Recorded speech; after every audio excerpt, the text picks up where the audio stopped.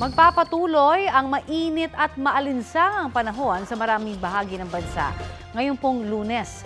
Ayon sa Pag-asa, posibleng umabot sa danger level na 44 degrees Celsius ang heat index sa Dagupan, Pangasinan at sa Apari, Cagayan.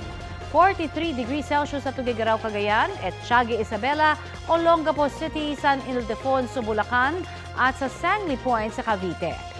42 degrees Celsius naman ang posibleng heat index sa Pasay City at sa 11 pang lugar sa bansa. Sabi ng Pag-asa, apektado pa rin po ng mainit na easterlies ang malaking bahagi ng bansa habang Intertropical Convergence Zone ang umiiral sa Southern Mindanao. Paalala ng Department of Health, dalasan ang pag-inom ng tubig.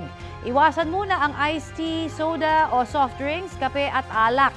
Limitahan din ang anumang aktibidad o gawain na nabibilad sa matinding sikat ng araw mula alas 10 ng umaga hanggang alas 4 ng hapon.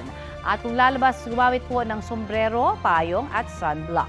Magsuot din kayo ng preskong damit hanggat maaari ay light-colored. Mas nag-aabsorb po kasi ng init ang mga dark-colored na damit.